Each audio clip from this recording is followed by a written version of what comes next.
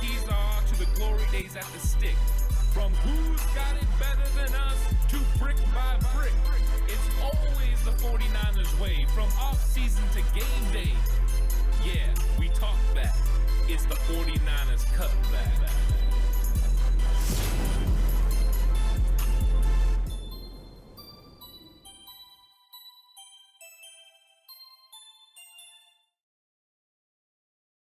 It's 49ers Cutback Podcast time. Welcome to the show.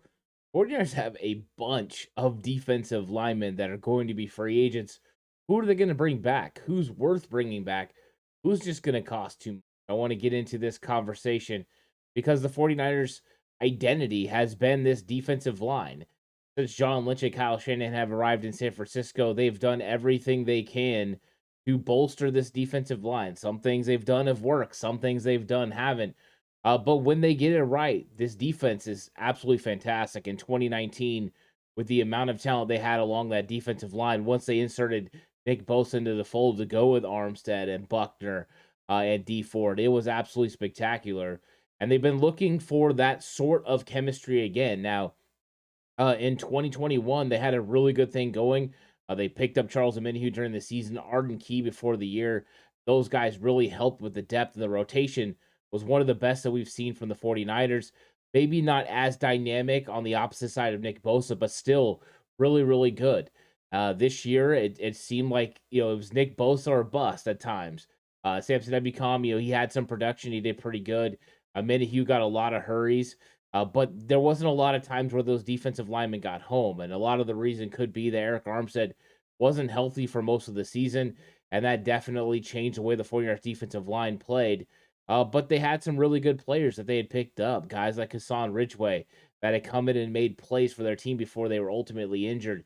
But the 49ers have some decisions to make. So let's first look at who is under contract for the 49ers. These are the players. Nick Bosa, of course, he's expected to get a huge extension before training camp. I'm sure the 49ers would like to lock him up, and this is the normal time in which they go about locking up their star player. So Bosa will get signed, and we'll see what that money is. Somewhere over $30 million.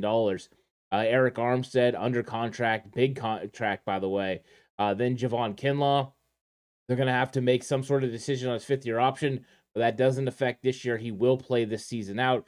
They have him under contract. Drake Jackson, the rookie second rounder, who was inactive for most of the end of the season, but showed flashes and has got tremendous amount of athletic ability. Kyle Shanahan talked about the fact he needs to continue to work on his body. He can't lose strength during the season, so that is going to be something he's going to be working on this offseason. But I think there's a lot of upside with him. Kalia Davis, he spent all the year on the NFI list, non-football injury list. He got hurt in preparation for the 2022 NFL draft. 49ers were able to use a 6th-round compensatory pick to pick him up. And, he got some practice at the end of the year. They opened up his window, got 3 weeks of practice. He did not come back, but there's optimism for what Kalia Davis can do. They are very excited about how he was getting off the football and how he was progressing in their system. So high hopes for Kalia Davis moving forward. High hopes enough that they gave him a number that's been pretty significant for the 49ers at number 93. So DJ Jones is kind of the comp that everyone's been seeing. And Kalia Davis is going to be expected to make some plays. He's a slasher. He's an attacker. A guy who didn't really play with his hand in the ground until his second year in college. He used to be a linebacker. So he's an interesting prospect. So you can see some young guys along here. And then Alex Barrett, they signed him to a futures contract. So he's on this defensive line, and the guy that's been with the 49ers organization for several years now, mainly on the practice squad, did get some time called up during 2020 where he actually played in football games. So this is what their the under contract looks. And as you can see, the 49ers normally keep, anywhere from 8 to 10 guys on their 53-man roster. They don't have that here. They only have 6. So they are going to have to address the defensive line. And you're not going to go in with these 6 either. So who is it that's going to be coming back? That's what we're talking about here. First off, you got Samson Ebukam. And Samson Ebukam signed him a couple years ago to a 2-year contract. And now that contract is coming up. He's done pretty good. He's played a lot of snaps for the 49ers out of the guys who are, going to be free agents. Him and Charles Omenihu have played the most snaps for the 49ers over, especially this season. But he had 36 tackles, 5 sacks, at 13 quarterback hits, one forced fumble. Great year. So, I mean, is that what you want opposite of Bosa? I think you'd like the production to get closer to double digits so you have a formidable force on the other side. What does his money look like? Well, he made $6 million in 2022. That was his average annual salary. I think that his market value, I looked it up on Spot Track, and they have his market value being $7.7 million on on the open market. That's not crazy. That's something the 49ers can definitely do. The salary cap definitely went up. His defensive end rank is number 33. So, that's what his contract would be if he signed for $7.7 million per year. 3 years, $23 million is kind of what they're looking at. So it's one of those things where, will they bring him back? I think they will like to discuss bringing him back. They wouldn't mind, being able to bring him back into the fold. I think it's all going to come down to money. Arden Key was priced out, but Ebukam is a starter for the 49ers, so I'm sure there's some value there. I'm sure they're going to be poking around too, looking to see what else is available. But I think if the 49ers could work out a contract that both sides feel is comfortable, they would be interested in bringing back Samson Ebukam. Next up on the list is Charles Omenihu. The reason Charles Omenihu is so interesting, they trade for him in 2021 from the Houston Texans, and he comes over and he plays for the 49ers, and he plays his 17 games. He had 538 snaps. That's 7 more snaps than Samson Ebukam, even though Ebukam was a starter. Ebukam produced 36 tackles to Omenihu's 20, but both players had 5 sacks. Omenihu actually had 3 more quarterback hits, both of them with one forced fumble. The interesting part, of course, is Charles Omenihu made $703,000, where Ebukam made over $6 million. So really equivalent stats between the two. Yeah, one guy made $6 million, and the other guy didn't even make $1 million. Charles Omenihu, what is his market like? I don't know. It also is something's gonna have to be done with his off the field. What's gonna happen with his arrest? And I know it's just a charge at this point, but I'm sure that's going to hamper his free agency unless it is taken care of beforehand. So what kind of market? I think the 49ers would like to bring Charles Omenihu back, but it's a lot like Arden Key. And Arden Key went out and got a little over $4 million on the open market once you started adding in bonuses and all that. So that's kind of, the 49ers don't have a lot of money to play with along the defensive line. That's why they've got to have low cost bargain basement type players. And, these guys could price themselves out. Of course, you don't bring back Ebukam, you could definitely bring back Charles Omenihu. I think it's likely that one of these guys is gone, which is too bad because both of them were great. Between the two of them, 10 sacks, almost 30 quarterback hits. That's fantastic. Both of these guys would be great in an Arden Key role coming off the bench. I just think both are primed and ready to start. Next on the list, we're going to go to the interior defensive line. Hassan Ridgeway came over to the 49ers from the Philadelphia Eagles in the offseason. Now, he was hurt, unfortunately. He only played 12 games, and man, was he having one fantastic year. He had 28 tackles, 1 sack, 4 quarterback hits on a $1.8 million cap hit. So he wasn't exactly expensive. I think the 49ers would love to bring him back. He's still under 30 years old. Next year, he'll play as 29. But he was a defensive run stopper on the interior. The 49ers could definitely use him, especially when you get to the playoffs. So I think Ridgeway is somebody the 49ers are interested in paying and interested in continuing in this rotation. And with the unknowns about Javon Kinlaw, Ridgeway as a run stopper could be huge for the San Francisco 49ers defensive line. Of course, you want to continue to bring in youth, but Ridgeway is not over the hill. He's not over the hump. He's still a very fantastic player. I thought he earned every single dollar this season. I look for the 49ers to try to bring him back in the fold. He's just that good. Next up, Jordan Willis. Jordan Willis, of course, came back to the 49ers this offseason. He's been a free agent a couple times. Still, almost 28 years old, so still a young guy. He only played in 9 games. He had the start of the season with a suspension for performance-enhancing drugs, so he did not get out there for a lot of snaps, but when he did, he made plays. He had 2 sacks and 4 quarterback hits in 9 games. So he's a guy that could have easily had 4 to 5 sacks, pretty equal to Samson Ebukam and Charles Omenihu. He had 1 forced fumble, so he's making plays as well for a price of $1.1 million. He was definitely cheap. I think they would love to bring Jordan Willis back to San Francisco and continue to play him as a rotation. All the players love him. Chris Kasarik likes his motor and the way he gets after it. I think he is a solid rotational piece. And not just that, but his addition on special teams. Remember, they were choosing Jordan Willis over Drake Jackson because of how well Jordan Willis played on special teams. And we can all remember back to the 2021 divisional round versus Green Bay Packers, where he blocks the punt and the 49ers get a victory after a Talanoa falling a touchdown on the recovery. So I think that Jordan Willis is another guy they want to bring back. And these guys are cheap. You could sign him potentially to your veteran exemption, so he doesn't cost too much money, but you're able to give him $1.3 million, which would be a little bit of a raise. And you got to think if he can play 17 games, that his numbers will go up and he'll get 4 or 5 sacks coming off the bench. He only had 174 snaps on the season, yet he had 2 sacks. It's pretty good. So I think he's a guy the 49ers are definitely interested in bringing back. Next up, Kerry Hyder.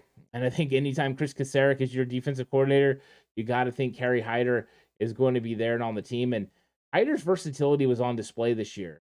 He played interior defensive line. He played on the edge as a defensive end.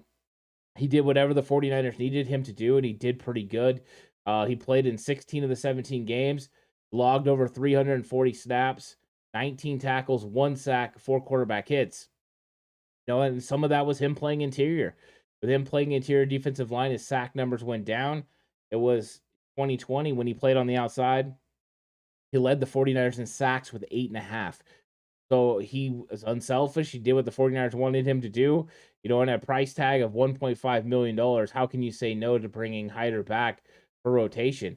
I think you want to bring in young guys that can compete with him. But these type of guys, they were talking about here, Jordan Willis, Kerry Hyder, Hassan Ridgeway, those are guys you want on your roster that can make an impact in that second wave, that second unit that can come in and spell your starters. And all those guys are very serviceable in that role. Will another NFL team decide to value them and give them more money than the 49ers are expecting to have to pay them? Yes, they can. But adding these guys right back into the mix is huge. You're probably going to lose Omenihu or Ebukam. Having your rest of your rotation pretty set is good for the 49ers. So Hyder, Chris Kasarik, it just makes sense. He'll probably be back. So what about Mo Hurst? I bet a lot of people forget that Mo Hurst is even on the team because Mo Hurst got hurt in training camp. In 2021, he got hurt, came back, and then ended up getting hurt again. And Mo Hurst is an explosive player. He was giving people fits. In fact, when I went to the open practice in 2021, he's the one that was giving Aaron Banks a lot of fits when Banks was trying to battle Daniel Brunskill for the starting right guard spot. And Mo Hurst was having himself one heck of a early part of the offseason as well. But then he ended up, tearing his pec or bicep and got, hurt pretty bad. And he was out for the year. He's one of those guys that the 49ers haven't had tried to pay a lot of money to. He was a $1.1 million guy. Still only 28 years old. Could the 49ers kick the tires on him? Probably, they potentially could. Just do they think he can stay healthy? I know they were super excited about him. One of those guys they've been wanting to see out there. I don't know. I don't know if they'll kick the tires again. I think because he's so cheap, there's a reward there that you could possibly get if he can stay healthy. I wouldn't be surprised if the 49ers go either way, if they let him go or they keep him. To me, he's had 2 different kinds of injuries. It was lower body in 2021, 2022, it was upper body. So I don't know exactly how they feel about Maurice Hurst, but I know I liked him as a player. When he came over with Arden Key from the Raiders, I was expecting him to make a huge impact. Injuries did not allow that to happen. And once again, in 2022, he had a season that he never really got off the ground because he got injured. And he was in great shape. He looked really good. So we'll see what the 49ers end up deciding to do with defensive tackle Mo Hurst. Now, Kevin Givens, you probably noticed he wasn't on the under contract list. He's a restricted free agent. So it's a little bit different with Givens because the 49ers can put a designation on him. If you put a first round designation on him, you're going to have to pay him well over $4 million. Second round, almost $4 million. And then a right of first refusal, which you'll probably get for Givens if somebody decides to sign him away. You can match their their contract. Now, if we put a second round designation on him, that means we're going to give him a significant raise. He only made 895,000. So, uh, right of first refusal seems to be the way they would go with him. But I would expect for him to come back probably at a pretty cheap rate. But he will get a raise. I mean, it was Daniel Brunskill last year that got his first significant raise where he got over $2 million. I look for Kevin Givens to kind of be in that same area as he looks to come back, and the 49ers still like what he can do on the inside. So I think everyone would agree Givens makes a lot of sense to bring back, especially cheap. And then there's T.Y. McGill. T.Y. McGill, I think he came in and made an impact for the 49ers. He got after it. He made some plays. And he was exciting to watch. So I think T.Y. McGill could end up on the 49ers 90-man roster. Whether he makes the 53-man roster, I think is another story. I think you would love for them to get good enough on the interior defensive line that they don't need McGill to make the roster. But he made some plays. He was a disruptor. And I think that's what the 49ers like along their interior defensive line and on their defensive line in general. So the 49ers are going to have some decisions that need to be made. They have several guys that are free agents. Who do you think the 49ers should bring back? Ebukam, Omenihu? I think those are big choices to make on the edge. Or should they just, worry about picking up another free agent from another team? Could there be a guy out there that, you really like that's going to be available from another roster? I think there are going to be players, and, right now we're just talking about 49ers, but do we need a significant upgrade from Nick Bosa? If we do, you might not want to spend $7.7 million on Samson Ebukam or $4 to $5 million on Charles Omenihu. Those are all decisions the 49ers have to make. They have a lot to make along that defensive line because they need to make sure they shore up that defensive line. They got a really good linebacker group, and the secondary has definitely gotten a lot better and a lot younger and improved. They spent heavily on Charvarius Ward. So they need to make sure they have the defensive line, and they need to make sure they have the defensive line that can help Nick Bosa and Eric Armstead. So the 49ers are going to have to make some upgrades. They're going to have to make some tough decisions. Who do they bring back? Let me know what you think in the comment section down below. Like the video. If you haven't already, subscribed to the channel. We'll really appreciate it. 49ers have big decisions at a bunch of positions, and defensive line could be the most significant of them all. Well, thank you for watching. I'll catch you guys on the next one. But until then, stay safe. And remember, the right way is always the 49ers way.